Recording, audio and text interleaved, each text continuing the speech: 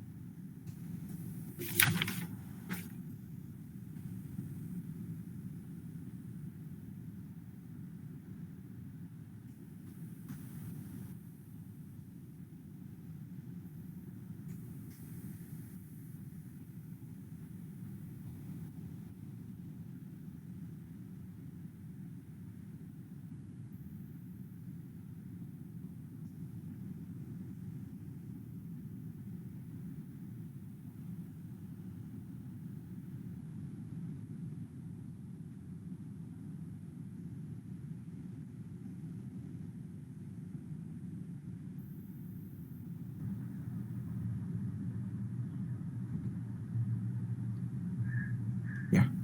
Good afternoon, sir. Shall we start, sir? I'm ready. Yes, sir. Sure, sir. Thank you, sir. So, good afternoon, one and all. Very warm welcome to 9th edition of SAMVAAD and 2nd edition of GCoE-ACE talk. Today's talk is co-hosted by Global Center of Excellence in Affordable and Clean Energy, IIT Dharwad, under the series TREES. TREES stands for Talks on Renewables, Empowering Earth and Sustainability. Today, we have a distinguished speaker, Shri Ramakrishna YB, who is currently member of Working Group on Biofuels, Ministry of Petroleum and Natural Gas. He is also a member of Apex Committee on Methanol Economy, Niti Aayog, and chairman of Study Steering Committee on Availability of Surplus Agriculture Biomass in India, Ministry of Science and Technology. Shri Ramakrishna is an electronics engineer by training and had an illustrious career in research, marketing, and business development. His journey on environment protection and alternative energy started in 1986 and is now completely devoted to bioenergy program. He chaired the task force on biofuels in Karnataka. He later was made the chairman of Karnataka State Biofuel Development Board with the rank of a minister. He is now playing his role at all India level in promoting biofuels as a member expert on the working groups on biofuels, Ministry of Petroleum and Natural Gas, Government of India. He has been instrumental in drafting the National Biofuel Policy 2018 and many biofuel initiatives in India. He has also played a catalytic role in formation of Indo-EU cooperation in advanced biofuels and in formation of BioFuture platform. In addition, he is founder chairman of Samagra Vikas, a Bangalore-based voluntary organization working on alternative energy, environment protection, and rural development. And he is a trustee of Samhara Trust, a Bangalore-based institution working with children with neurological disorders. Recognizing his contribution, Shri Ramakrishna YB has been bestowed with many awards and recognition. Prominent among these are Lifetime Contribution to Bioenergy Award by Karnataka State Bioenergy Development Board and Outstanding Green Energy Activist Award by Indian Federation of Green Energy. Please join me in welcoming Ramakrishna YB for SAMVAAD.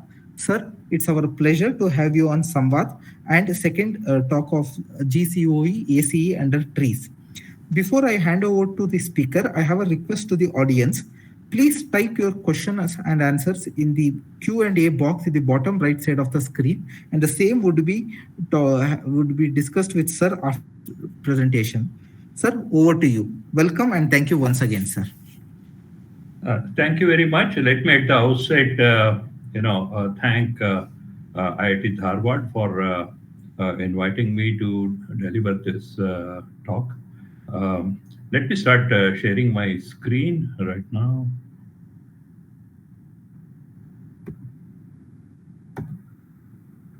You are able to see that? Hello? Can you Not see yet, my... sir. Not Sorry? yet, sir. Not yet, sir. Not yet. Okay. Not yet, sir. 1 second.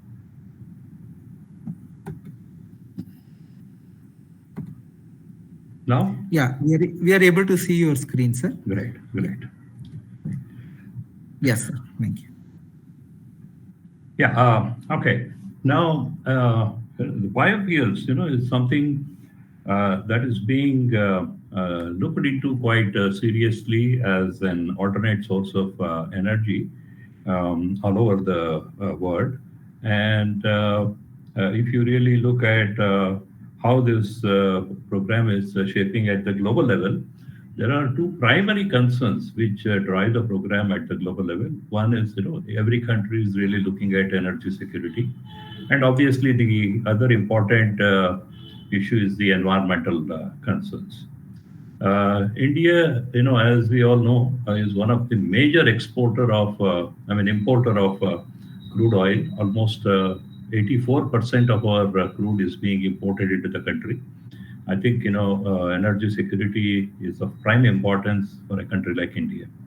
And of course, the environmental concerns, we all know that every country has been looking at, you know, uh, low carbon, fuels, and then ultimately looking at a net zero kind of environment to be created at the global level. And India is also has set a target of achieving net zero by 2070.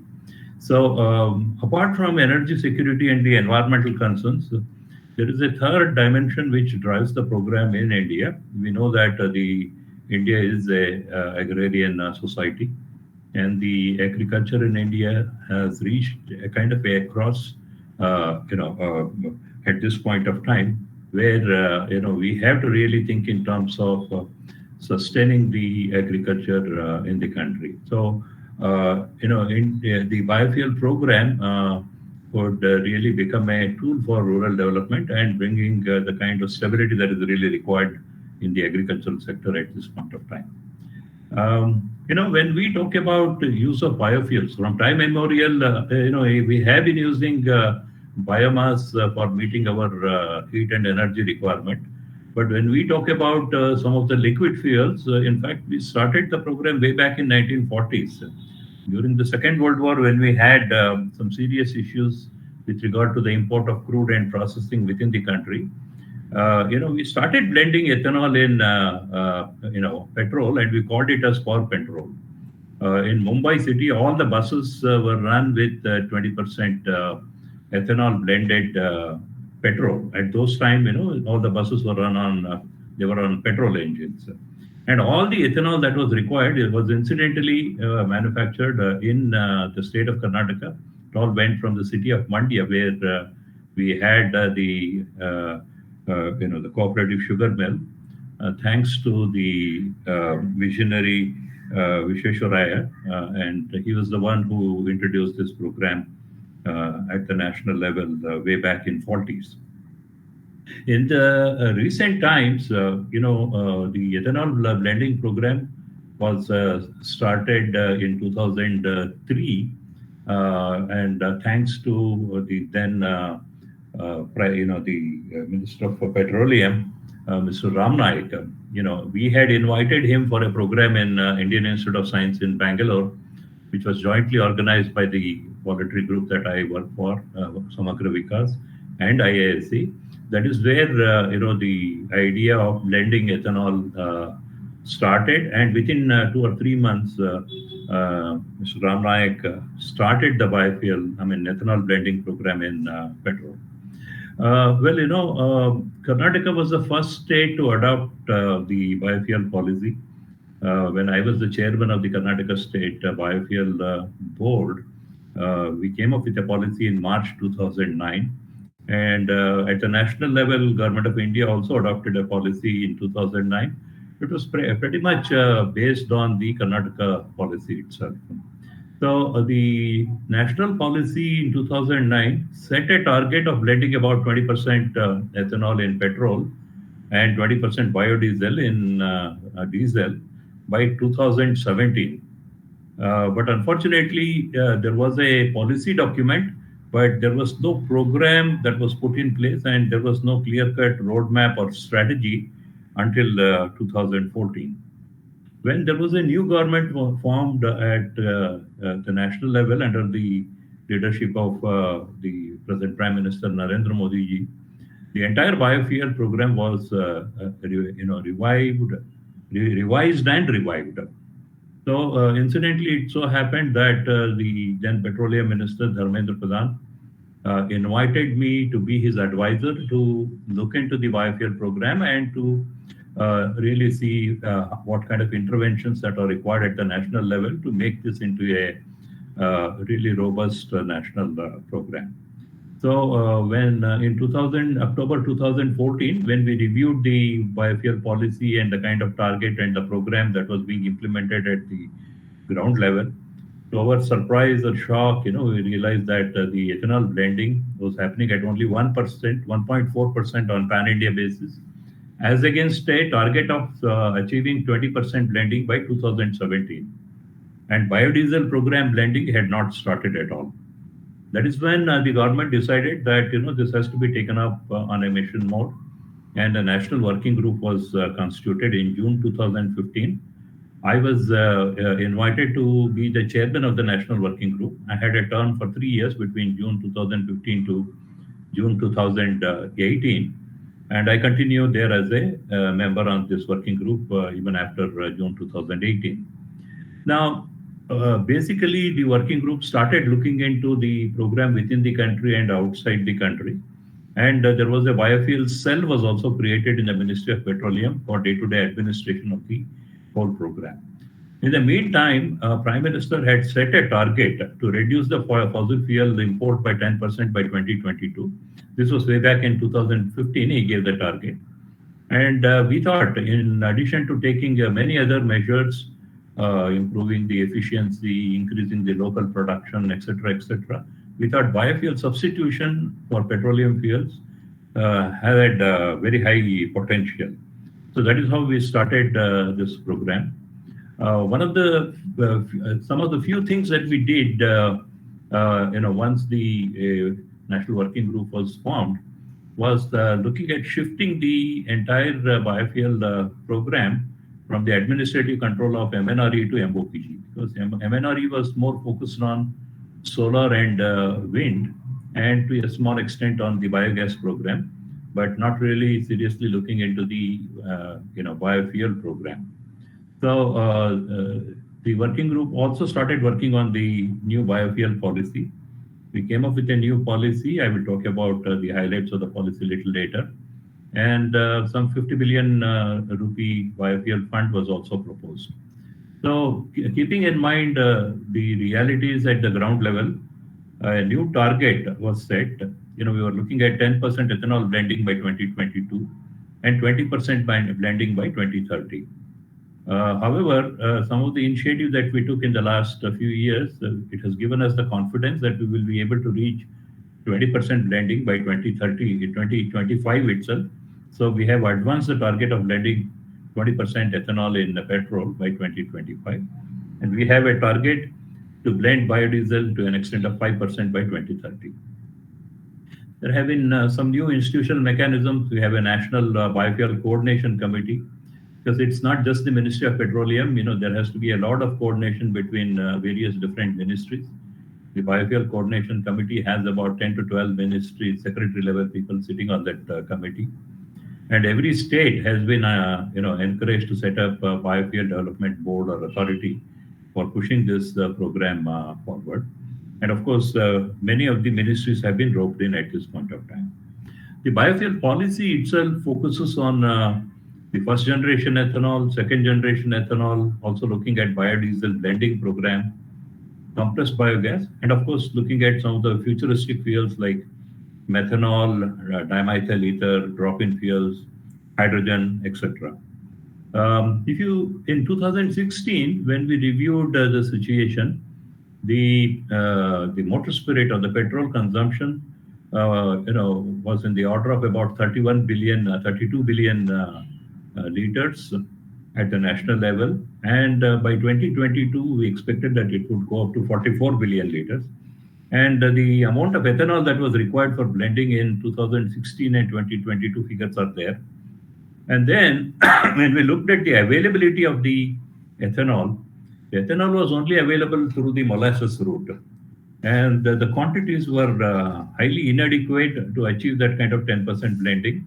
There was a big deficit in 2016 itself, and that deficit would grow in 2022 if we were to achieve 10% blending. So a lot of steps were taken to augment the first generation ethanol supplies. Basically, we were looking at, the instead of a tendering process, we were looking at kind of an administered pricing process. There were a lot of restrictions on the interstate movement, taxation on the ethanol. So those things have been removed. More than some of these administrative hurdles that were being removed, we were also looking at other methods, other steps to be taken. So, for example, all the ethanol I mentioned to you that it came from the molasses route, and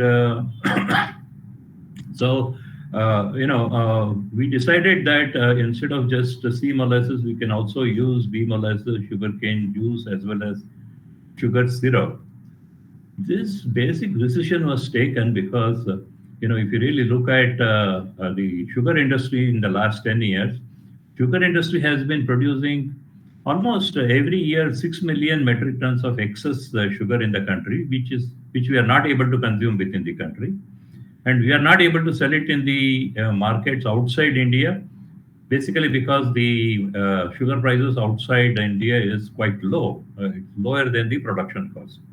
The government was spending something like 5 to 6,000 crores to subsidize the sale of this excess sugar in the countries outside India.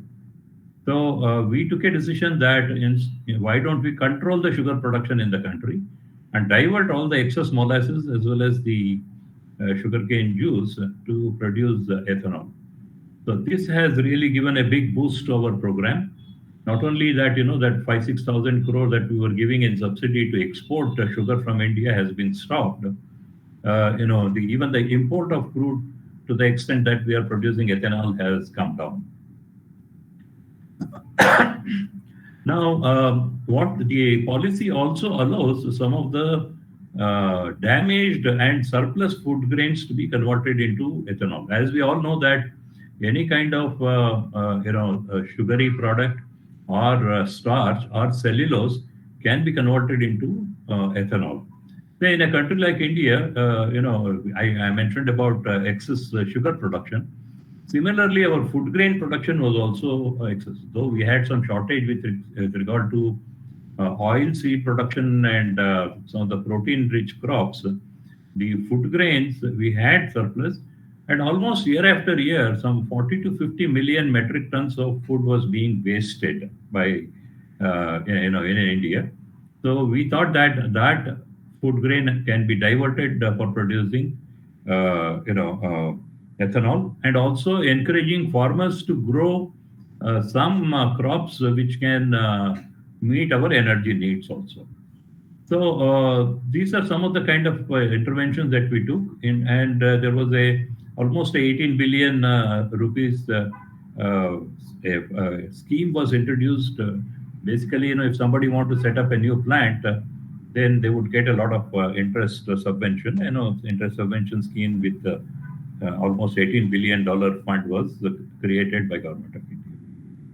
And if you really see with some of the interventions that we have made, how the arrival, of ethanol in the market has gone up. This is something that you see it on the graph. Somewhere around 100 million liters in 2012-13. In 2020-21, we have crossed about 2,800 million liters. It's almost about 2.8 billion liters of ethanol has been produced, and that's where we have reached in the last decade or so. And if you also look at the percentage blending, we have been creating a kind of an ecosystem where we are looking at demanding a lot of ethanol in the market. And if you really see the last year, although the last year figure it shows a 7.63, that was until 31st October. But in the last sugar year, we did cross 8.2%. So we are on track And in the year 2022, we will be crossing 10% across the country.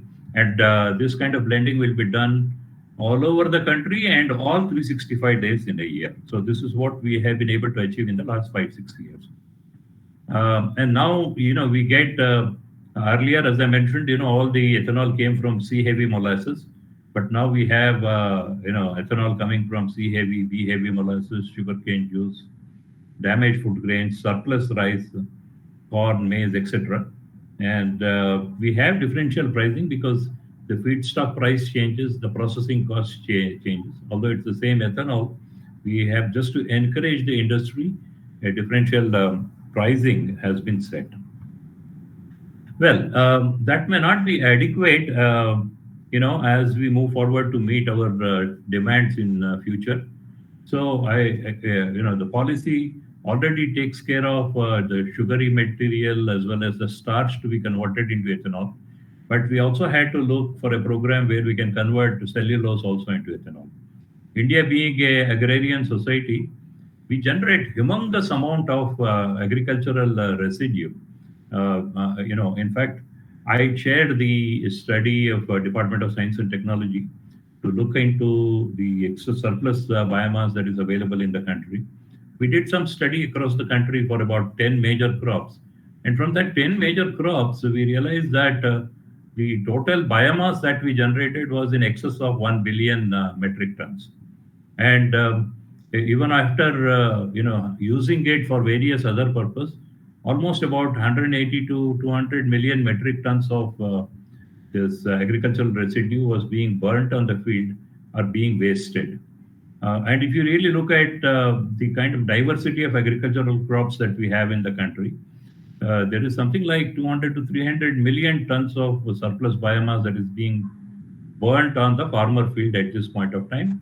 When we talk about burning, we only think of Punjab and Haryana. That is not really correct.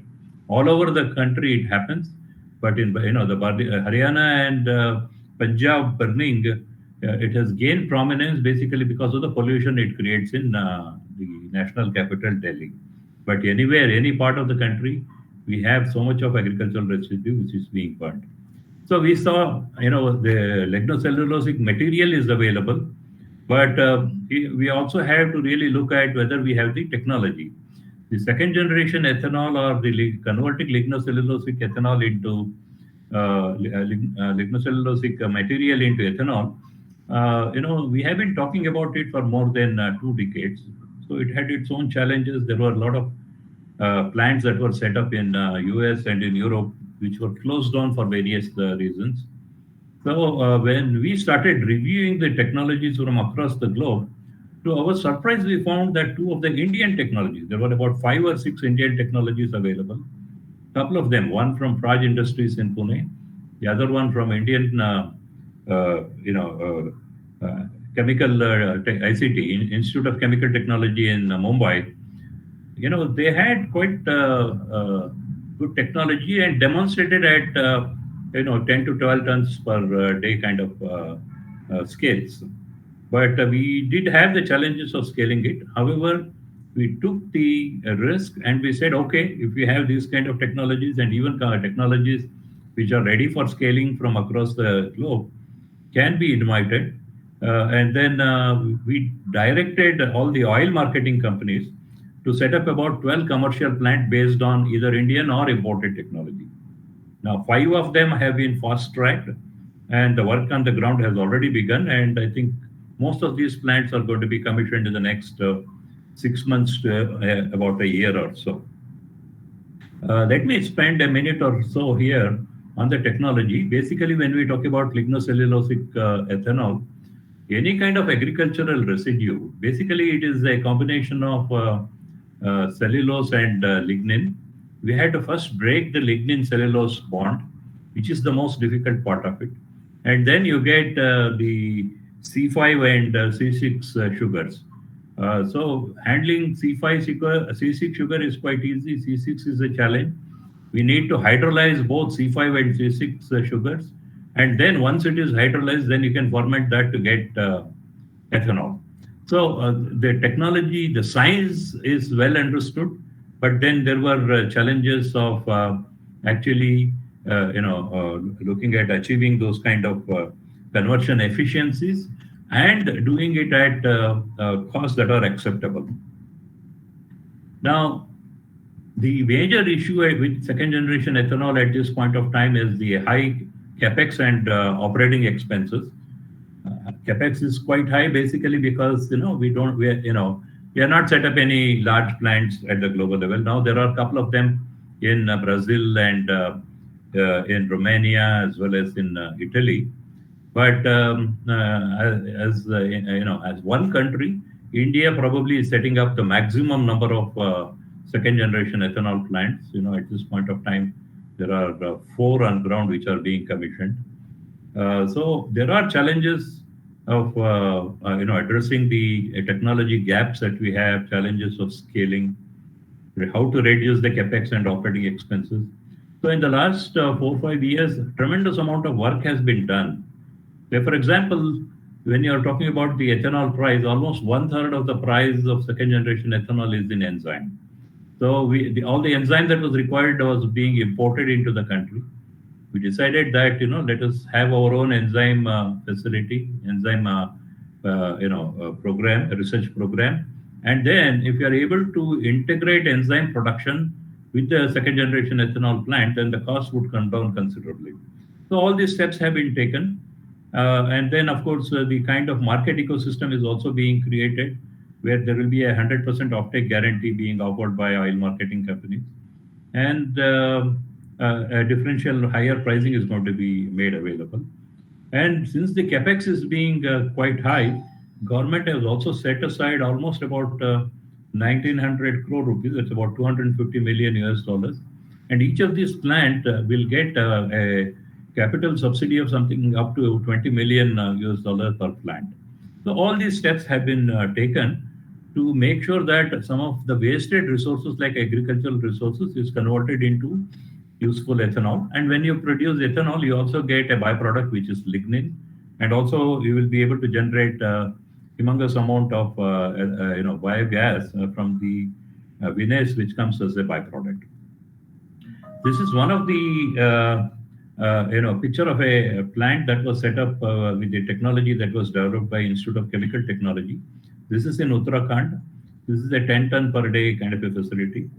For some reasons which I can't state here, this technology we are not able to take it forward. But otherwise, this is probably compared with one of the best technologies from across the globe. Now, this is the technology that was developed by Praj in Pune. They have a 12 ton per day kind of a plant, which is operating for the last 5-6 years now. They had a 1 ton day per 1 ton per day kind of a plant, which have been operating from 2008 onwards. Now, we are trying to move ahead of second generation ethanol. There are other possibilities like third generation ethanol, where we are really looking at carbon capture and utilization.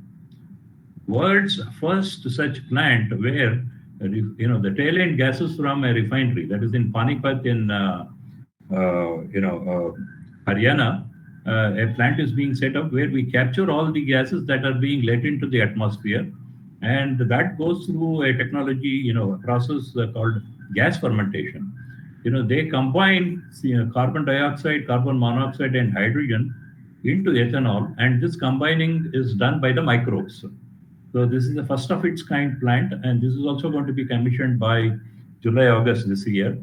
And then we have also floated expression of interest by Center for High Technology in Delhi for this kind of plant to be set up in 14 more refineries. So a lot of work on feasibility studies have been initiated.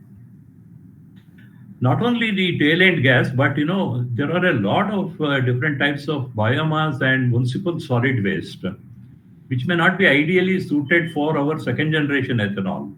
So in such a case, we can take them through a gasification process.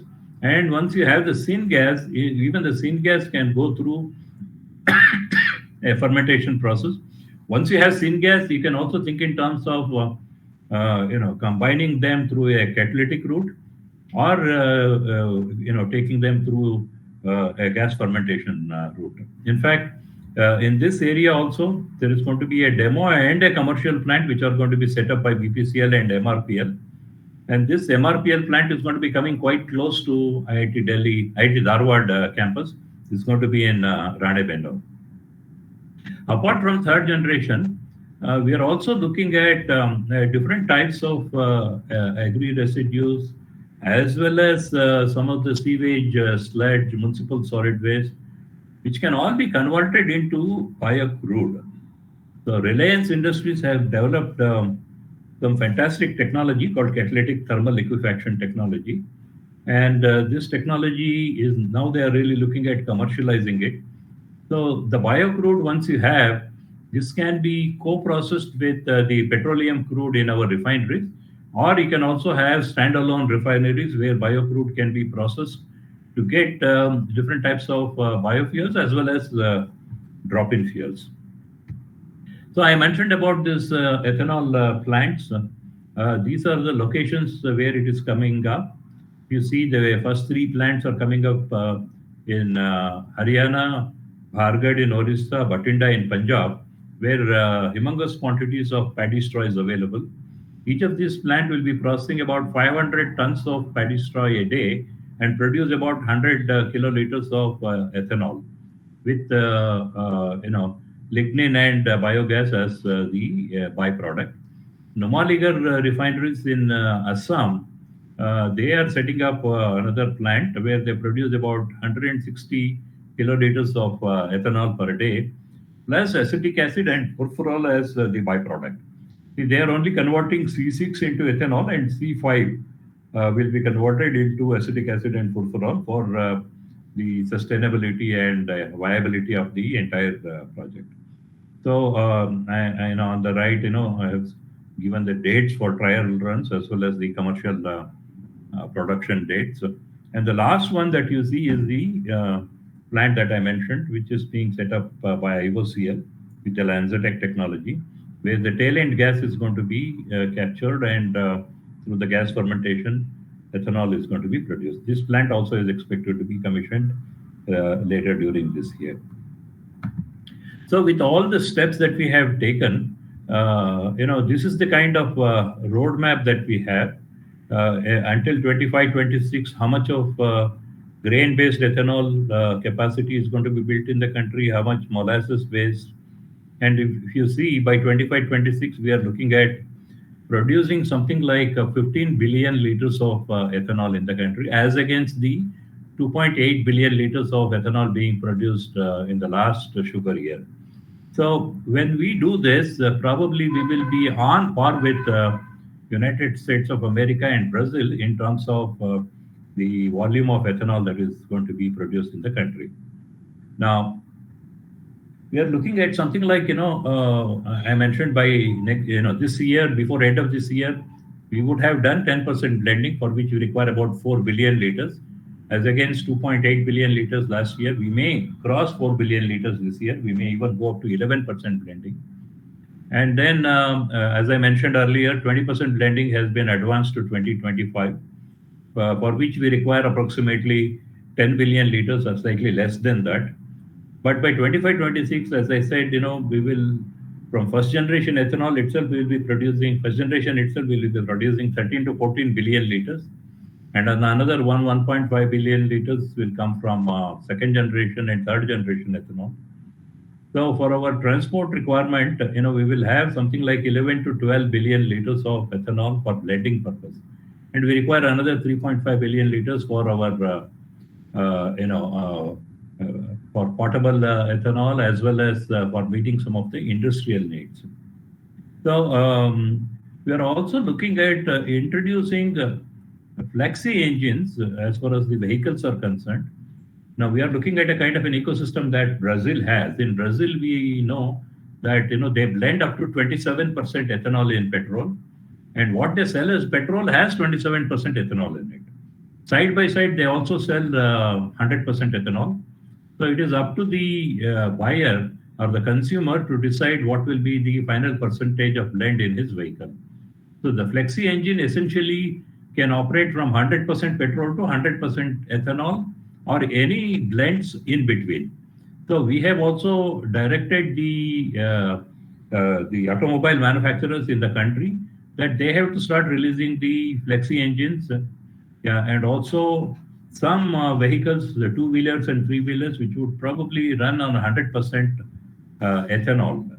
Moving over from completely switching over from fossil fuels to home-produced biofuels. And then there are other uses for ethanol. Apart from blending it in petrol, we can also blend ethanol in diesel without any modification to the diesel engine. And we have done some experiments. In fact, in Karnataka, we ran about 2,200 buses for almost 2 years with 7.8% ethanol blended in diesel and with excellent results. Now we are really looking at once the ethanol availability goes up, we are really looking at how this ethanol diesel blends can be sold in the Indian market. A lot of work is being done in that area. Apart from that, we are also looking at ethanol route for production of sustainable aviation fuel. Presently, the aviation transport fuel, we consume about 6 million metric tons of aviation transport fuel in the country, which is all coming from the crude sources. So it is also possible for us to produce sustainable aviation fuel from ethanol, and this will be a reality in shortly. In fact, Raj and IOCL have signed an MOU to start a sustainable aviation fuel to ethanol route program shortly. Now, I think I did discuss quite a bit about ethanol, but let me spend a few minutes on the biogas program.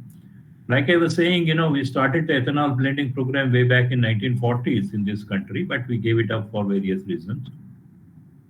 World's first biogas plant was set up way back in 1893 in Matunga. Today, we go to other countries to understand the anaerobic process technology. But even a country like Germany, they came to India, they came to Indian Institute of Science 30 years ago. They took the technology from here, and what they have done is commercialization of these technologies. So we are a pioneer when it comes to biogas also. The MNRE started a biogas program in 81, 82, but they were essentially small home-based biogas plant, and they were looking at meeting some of the domestic cooking gas requirement, and some larger plants were only looking at meeting some of the heating requirements and production of electricity and things like that. However, we never really looked at upgrading the biogas to methane, and then that was basically because of lack of market for the compressed biogas. And we had not even thought of using bio-CNG or the compressed biogas as a transport fuel, as a replacement for LPG.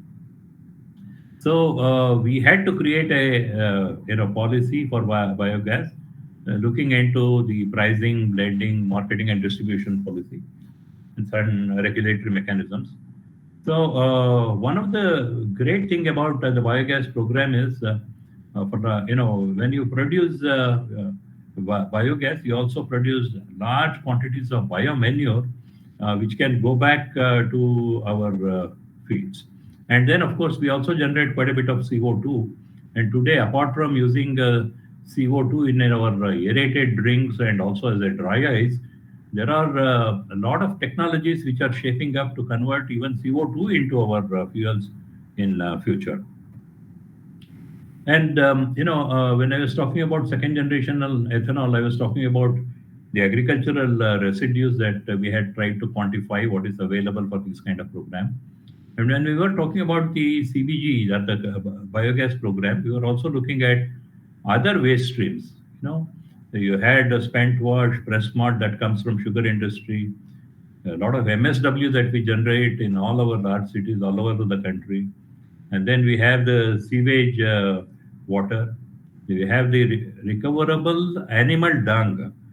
So if you really look at it, this is the number that we have here is quite a conservative number.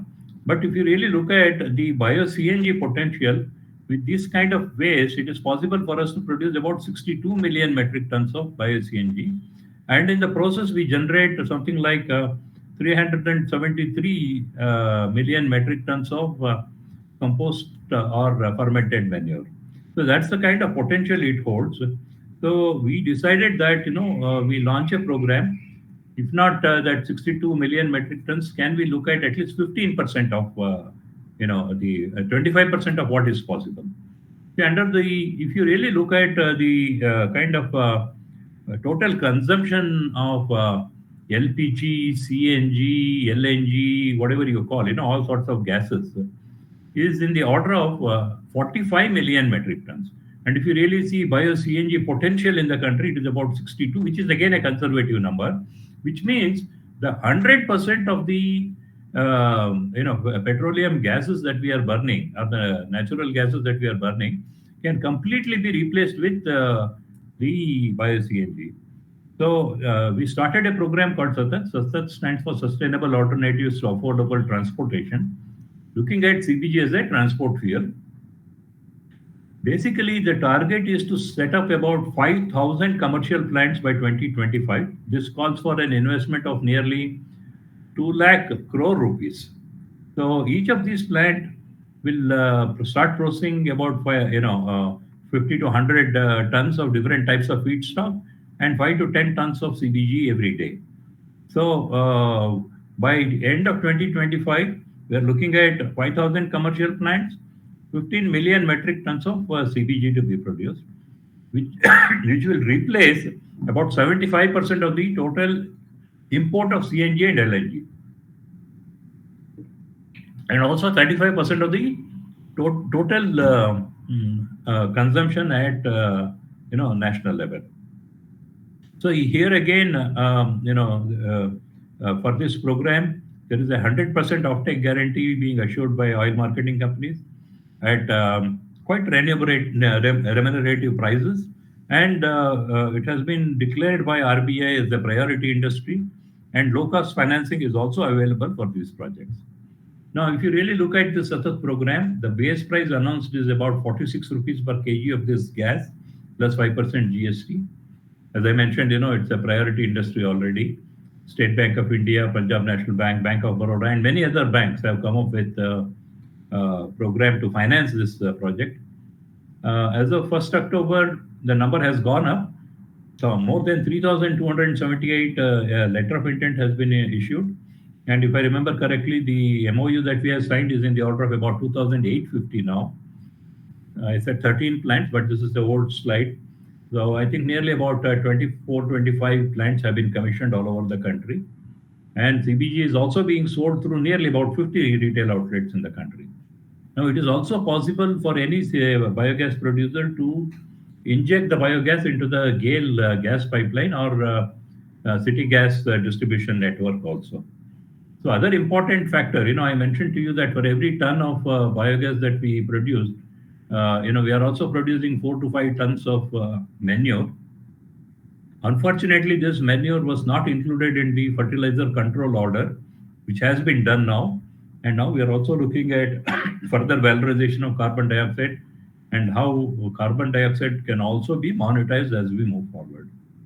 So I mentioned earlier that the work that we have initiated with the Society of Automobile Manufacturers of India, is basically looking at all the second two-wheeler and three-wheeler that comes out after 2025 will run on either 100% ethanol or 100% biogas.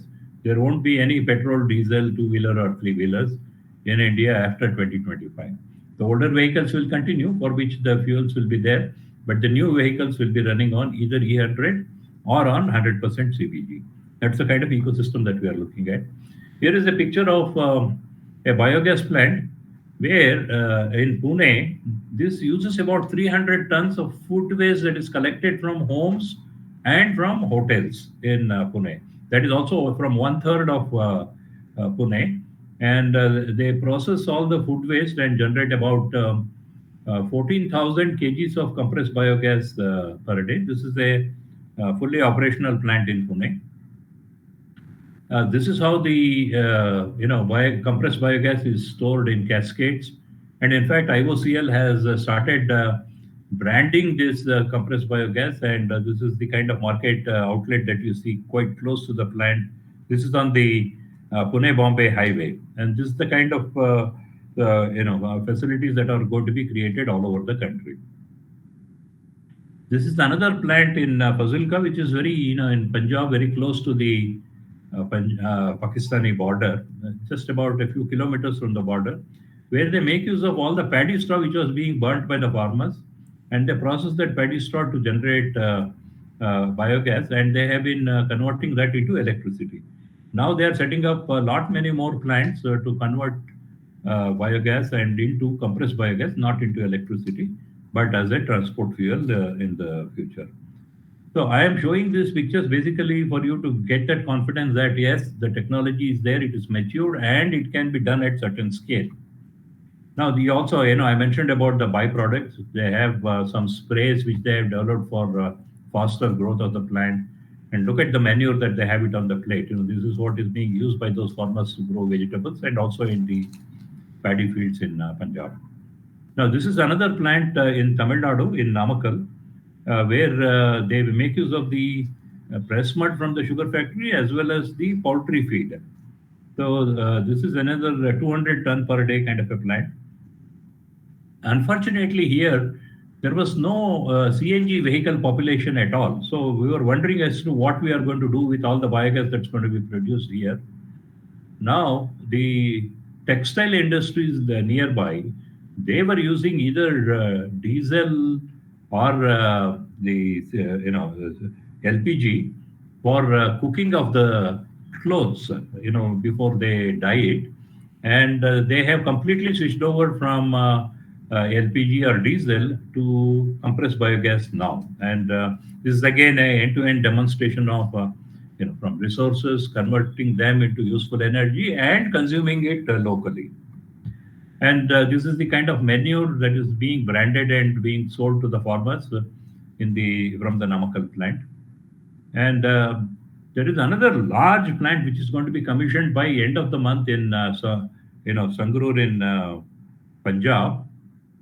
They process about 300 tons of paddy straw per day and produce about 33 tons of compressed biogas per day. So I have just a couple of pictures that I took. This is how they bale the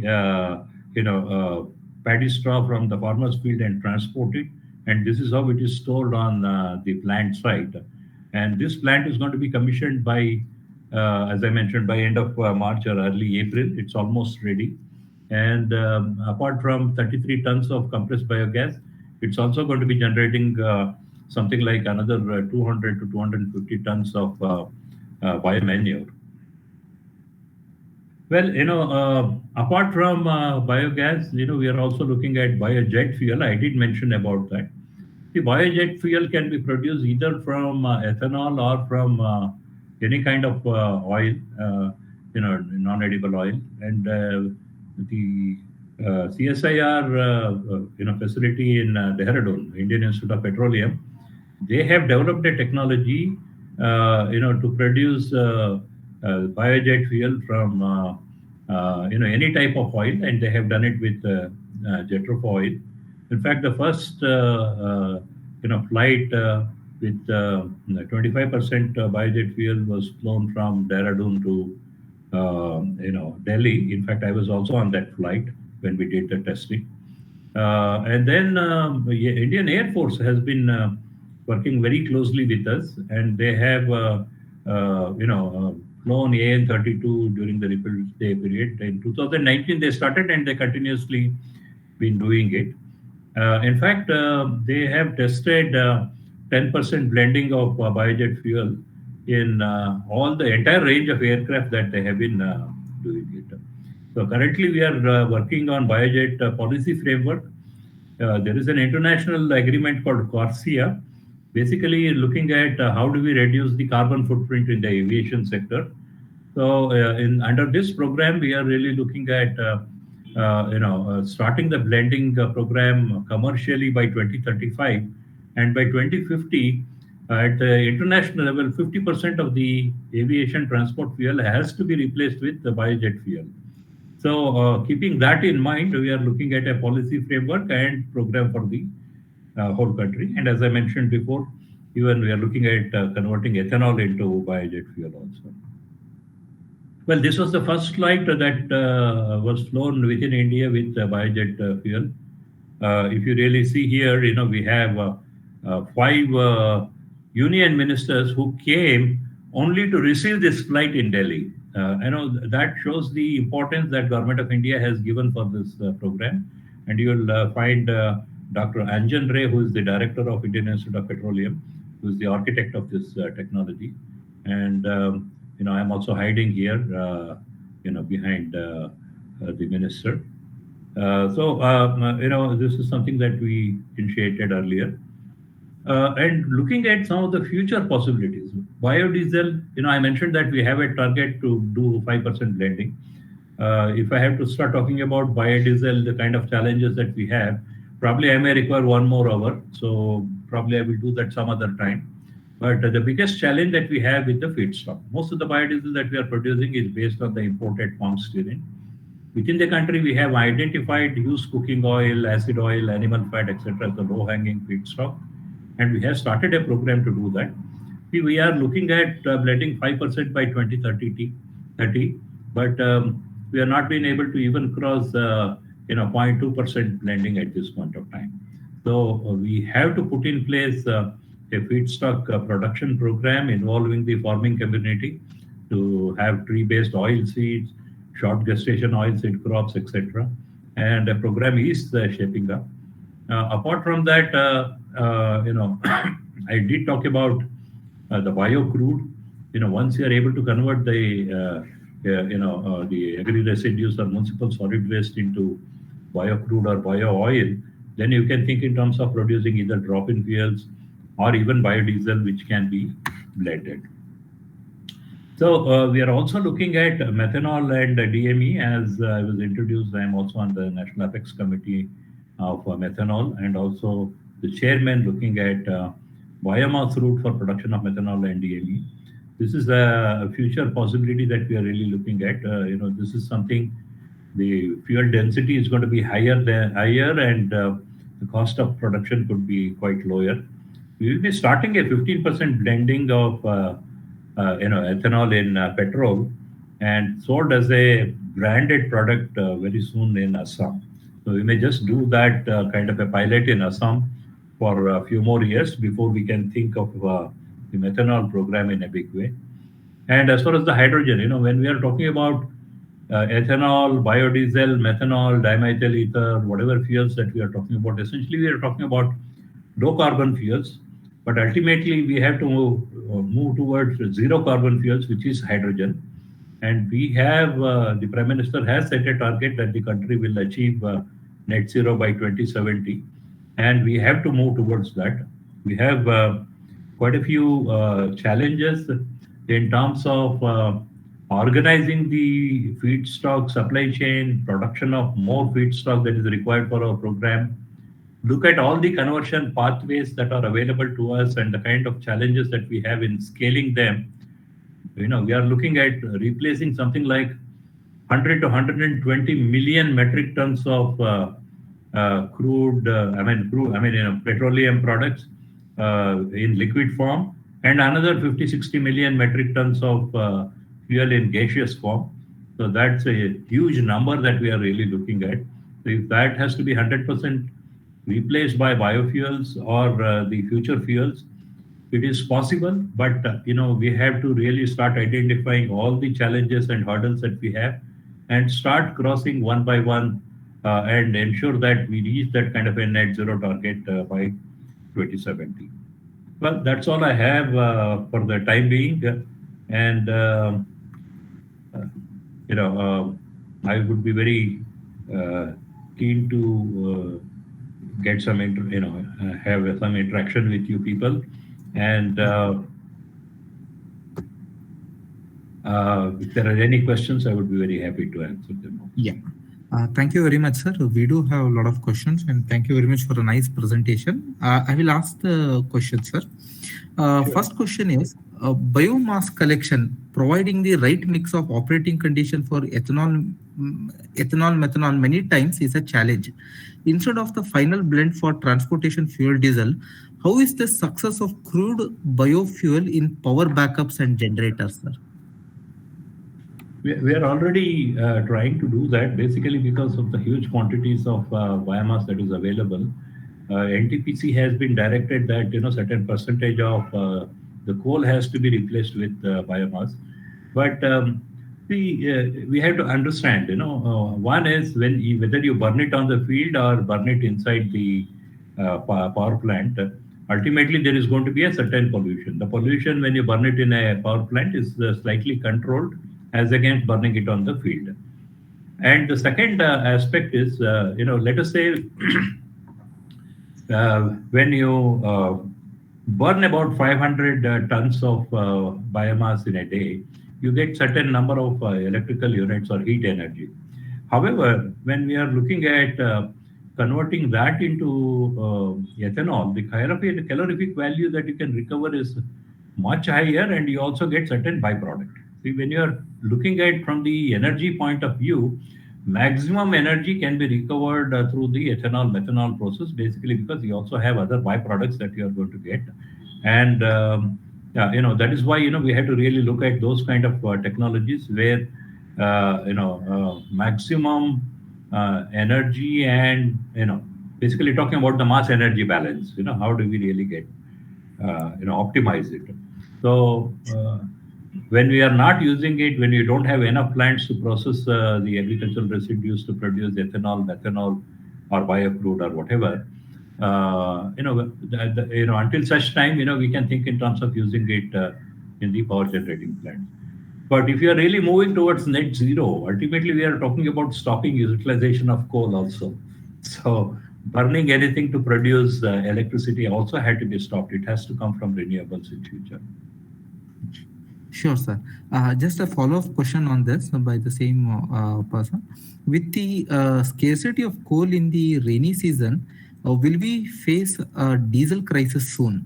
As much diesel is nowadays used for diesel generators. No, the diesel consumption in the diesel generator has come down considerably in the country, basically because of the uh, availability of the grid electricity in the country. So, you know, yeah, if the coal is not going to be available, as I am saying very clearly, that the roadmap is very clear. We are not trying to replace coal with diesel. We are trying to replace diesel itself with biodiesel or any other kind of drop-in diesel, or with methanol, or even with biogas. So the future fuels, whether it is for the transport application or for heating applications, is going to be very different. So we should not be seeing from these new fuels or the new technologies from the point of view of what is our past experience. So we have to really look ahead. Sure, sure. Next question, sir. What is your view on implementing portable biogas digesters for treating domestic kitchen waste?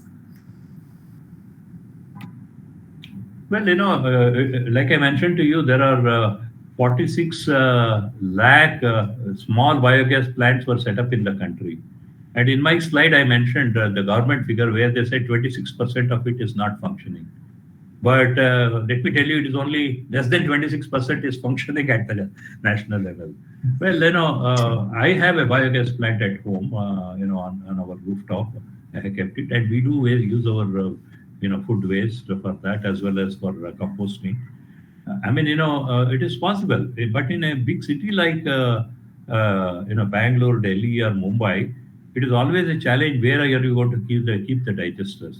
You have its own issues, but it is possible to have small digesters so that all the wet waste that we generated from within our own house or within our own community can be converted. But ultimately, if you are really looking at meeting some of the large requirement of the transport sector or the industrial heating sector kind of requirement, we need them in large quantities. That is why, and we have those kind of resources also. When I mentioned about agricultural residue, you're talking about 200 to 300 million metric tons a year. Animal waste, which can be collected, is about 1 billion metric ton. So huge, humongous amount of this waste is available. So we have to really think in terms of large quantities and really integrate it with the kind of the ecosystem that we already have in the country, and really see that this kind of fuel is made available for the people. Okay, sure, sir. Next question. Will not burning biogas also lead to release of CO2 and add to warming of the atmosphere? See, when we are talking about biogas, the compressed biogas, we are talking about methane. The amount of carbon dioxide that you are going to be releasing is very small. So currently, what is happening is you have so much of wasted resource, whether it is animal dung or agricultural residues, and if you don't use it and if you just leave it out in the open, there is so much of methane that is being released into the atmosphere. So methane itself is much more dangerous than carbon dioxide. So the contribution of methane in comparison with carbon dioxide is almost 3 times. So, but methane is a much cleaner fuel than any other fuel that you can think of at this point of time, and the amount of CO2 that is being released is much smaller. And if you also really look at the entire life cycle analysis, when you do it, the net, it will be negative, in terms of carbon release into the atmosphere, because when you are talking about biomass, when you are talking about there is so much of carbon capture that is going to happen, and if you look at the entire life cycle, then you are talking about carbon negative kind of, whether it is ethanol or biogas, they're all carbon negative fuels. Yes, sure, sir. So next question is, what would be the thermal efficiency of biogas or biomass or biojet fuel compared to the conventional fuels? Well, it all depends on the calorific value. So it all depends on what is the kind of engines in which you are going to be burning it. So now, when you are talking about thermal efficiency, but look at the efficiency of the engines that we have been using in the last 100 years or so, whether we use petrol or diesel, the efficiency is very dismal. So it is not just comparing the thermal efficiency of these fuels with that of the conventional fuels. But what we have to really look at is when we are doing this kind of a transition from fossil fuels to biofuels, we also have to keep in mind the energy efficiency of our engines and things like that. So we have to make sure that that is taken care. And what will happen, in case of, let us say, ethanol, when you are talking about 100% ethanol, when it replaces petrol. So as against 1 liter of petrol, probably you may require about 1.4 or 1.5 liters of ethanol. But ethanol is going to be much cheaper compared to petrol. Even if you have to replace 100% of petrol with ethanol, your fuel cost is going to be lower. Pollution levels are going to come down. And the important aspect is the money that has been going out in terms of foreign exchange is all going to stay back within the country. So that is going to significantly contribute to the the local economy. So we have to keep all these things in mind, not just from a perspective of an engineer who will look at thermal efficiency. From the national Sure. perspective, from the environmental perspective, from the utilization of the resources that we have, from the point of view of developing new technologies, the kind of contribution it is going to make to the rural economy and the Indian economy. All these factors had to be looked into when we are talking about a program of national scale. Sure, sir. So in the interest of time, we'll take one last question. This is an interesting question. It is more about implementation. Is there any program to educate farmers in order to grow the biofuel related crops? Even if the farmers grow such crops in their own non-agriculture land, how and what kind of benefits and incentives do they get? Well, I think there have been. I mean, it's a answer to that will be very long. As the chairman of the working group, I mean, as the chairman of the Karnataka Biofuel Board, we did a lot of work in Karnataka. We worked with more than 300,000 farmers to grow on their marginal land as well as integrate with their agricultural land.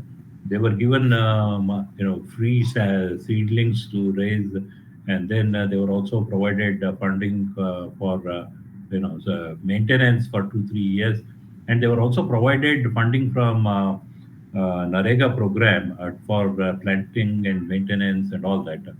So Karnataka, Chhattisgarh, and to a certain extent in Rajasthan, there is a community-driven program where the community is being benefited, and that has to be scaled up at the national level. And even in these states, whatever has been done with the community is only a model. There is plenty of scope for us to scale it up further, and so that these kind of benefits are extended to them. Just to give you, say, for example, in case of ethanol, when the in 2014 when we were reviewing, one of the things that we noticed was because of the kind of sugar situation that we were in, most of the sugarcane growing farmers were not paid their dues for years together. There was backlog of 2 years, 3 years.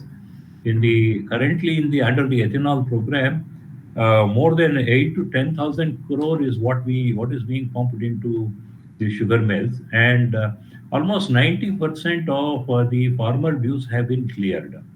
So the farmer's life has become, lot more smoother now, basically because of this kind of a program. So it has to be whenever we are talking about involving the community, it has to be kind of a win-win kind of a situation.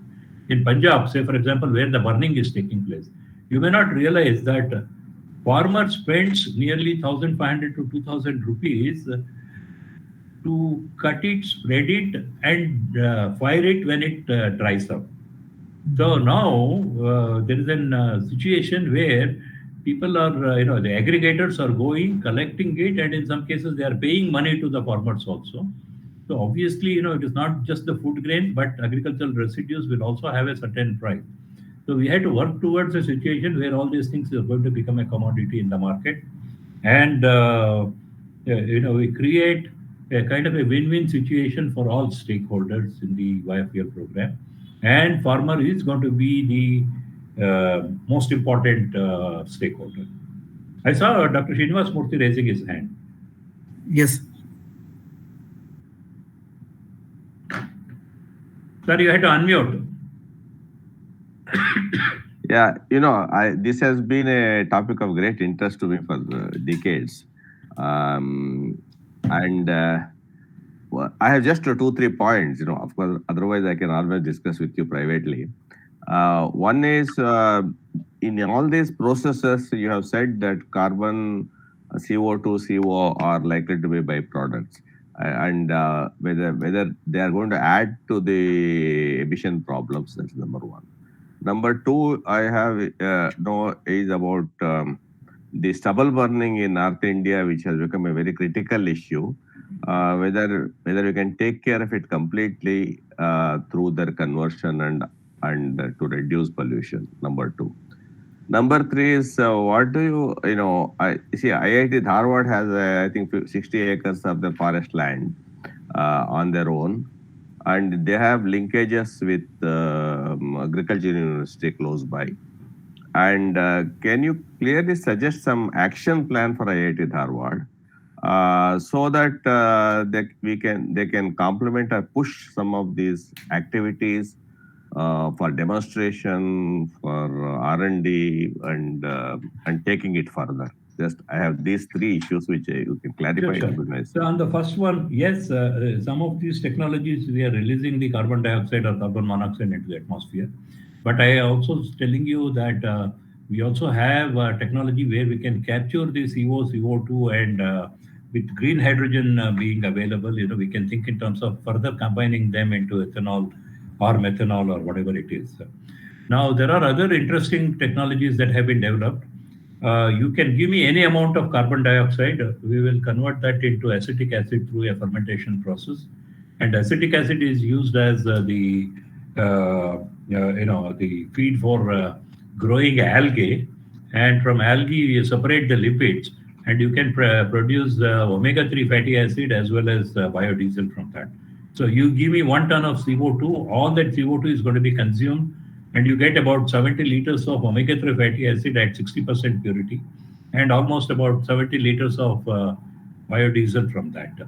So these are the kind of technologies which are emerging, and I would say that in the next 1 to 2 years, many of these technologies can be commercialized, where all that kind of stray gases, CO2, which are being released, can have a mechanism of collecting it and converting that into useful products through this kind of technology. Second, yes, stubble burning is a major issue. This has always been a egg and chicken kind of a situation. So if we had to stop burning, then there has to be another use for it. But the technologies were not there. We had not set up facilities where it would absorb. Now, as I mentioned, once this first few second generation ethanol plants are demonstrated at scale, there is a lot of private investment that is coming into this sector in those areas where the biomass is being burned. And in case of compressed biogas, in fact, the oil marketing companies have signed MOUs with the Punjab government, Haryana government, and UP government.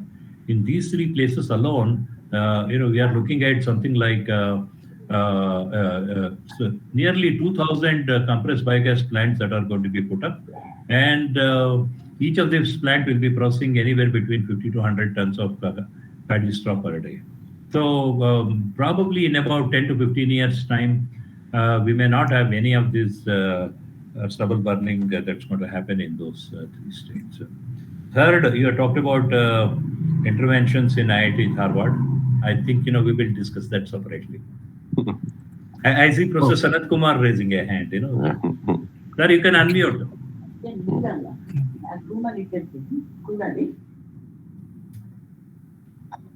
Sir, you have to unmute and talk.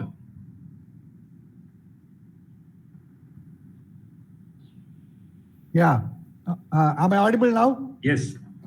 Okay. You are talking about several conversion processes. Okay. And then you produce the compressed gas or ethanol, methanol. I was wondering, in these processes that you are developing, what is the energy balance? Are you putting more energy into this conversion and getting less, or are you putting more energy and getting more energy? Is the energy balance realistic? Yeah, sir, we have done the, for most of these, we have done the, detailed LCA studies, and energy balance have been done. These are all energy positive kind of technologies. As long as, you are making use of all the waste streams like agricultural residues and things like that. But, it is little dicey when you have to grow this and then convert them. That is basically because, there is a lot of input that goes into growing these crops. Once again, the way I would look at is, see, as a, though we call ourselves as an agricultural country, nearly about 100 million hectares of land, which are arable kind of a land, where something can be grown, but it has been rendered useless. So we had to think in terms of how do we put this land into use, and efficient way of producing, more feedstock that is really required for bioenergy kind of a program. So it is very important that we look at energy, not only energy positive kind of technology. It has to lead us towards low carbon, and ultimately we move towards net zero kind of a situation. Thank you. Yeah. Okay. Thank you, sir. Thank you very much, sir. Now, before we go ahead, sir, I would request now Professor Dheeraj to take few minutes to give an overview of Global Center for Excellence in Affordable and Clean Engineering. So I'll just share my screen and facilitate Professor Dheeraj. If you don't mind, I am going to go off the line because I have another meeting which starts in 10 minutes. Sure, sir. Sure, sir. Thank you very much. I would like to thank Shri Ramakrishna ji on the behalf of IIT Dharwad, both for accepting and giving a very nice presentation. Thank you very much, sir. Thank you very much once again. Thank you. You all have a wonderful day. Yes. Thank you, sir. I think. Yes, thank you for joining this talk today. This talk was brought to you by SAMVAAD series and GCoE-ACE. GCoE-ACE is a global center of excellence for affordable and clean energy. And this center is established last month at IIT Dharwad. We have partners Selco Foundation and Office of Principal Scientific Advisor, Government of India and Honeywell. The center brings you laboratory facilities, upskilling, research and development, mentorship, outreach and talks like TREES. TREES stands for Talks for Renewable Energy, in Renewables Empowering Earth and Sustainability, hackathons and challenges, innovation support, incubation support, grassroots implementation via Selco Foundation, field level experiences and field deployments, field mentorship and guidance. Establishment of lab equipment is currently going on. We are establishing the lab equipments in testing and measurement. We are establishing a fabrication lab for innovators and incubators, skill development for teaching and skilling purpose, and also R&D lab in power electronics domain. We are planning to have a field test lab as well in nearby village. The motivation for this center is basically the increasing environmental and climate change concerns. And this is basically a sustainable development goal. And these goals are provided by United Nations. And by 2030, we need to achieve these goals. The goal number 7, the SDG 7 is affordable and clean energy, which is called as ACE. And this center is about affordable and clean energy. The targets of SDG 7 are universal access to modern energy, increase a global percentage of renewable energy, double the improvement in energy efficiency, promote access to research, tech and investment in clean energy sector, expand and upgrade energy services for developing countries.